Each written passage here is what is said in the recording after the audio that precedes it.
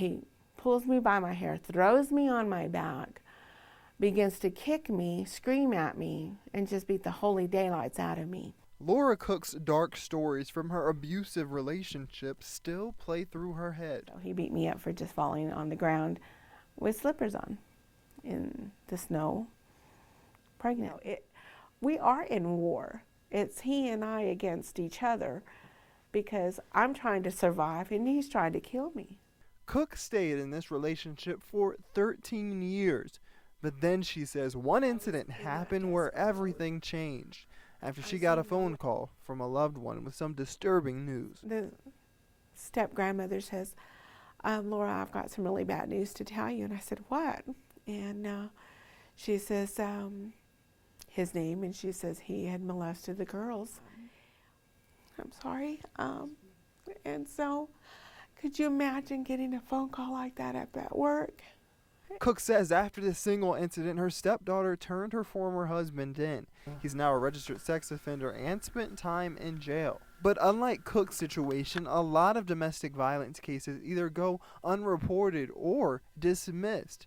It's a problem that's happening right here in Amarillo as well. They may not be too comfortable in the situation when it gets to that point in the process in the criminal justice system. That's where organizations like Family Support Services come into play. They help survivors like Cook with this cumbersome process of getting justice through the Domestic Violence Task Force. It's all about serving the victim and their needs, and also trying to ensure that there's some aggressive prosecution of the offender in this case. The task force is made up of numerous law enforcement agencies around the city, plus many attorneys. The goal of this force is to make sure as many convictions happen in these cases as possible.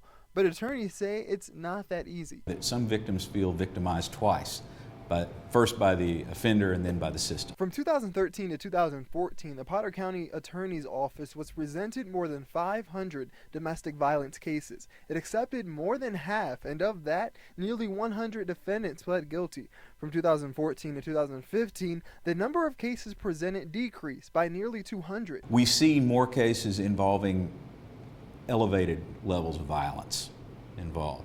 And part of that may play into why our office is seeing fewer of them, because if, for example, choking is involved, or if it's a subsequent domestic violence offense after a conviction has been obtained in this office, it becomes a felony offense. Brumley says most of the times these cases fizzle out because the victim recants testimony, providing insufficient evidence to move forward. Angie Stovall, who works with women going through domestic violence on a daily basis here at Family Support Services, says other factors play in as well. The victim may have even gone so far as to sign something called a writ of non-prosecution with the district attorney's office or the county saying, you know, I don't want to be involved in this process anymore. Brumley says the task force has since adopted new procedures to help cases move along. The protocol was fairly strict and fairly regimented, that an officer who had the facts before him that even suggested it was an assault domestic violence was generally expected to file that case as an assault domestic violence, rather than maybe another offense that fit the facts better and perhaps was easier or more suitable to prosecution. And Cook says she hopes women will find justice like she did. To be a survivor of domestic violence, because I'm no longer a victim, I'm victorious, and I just give it all to God.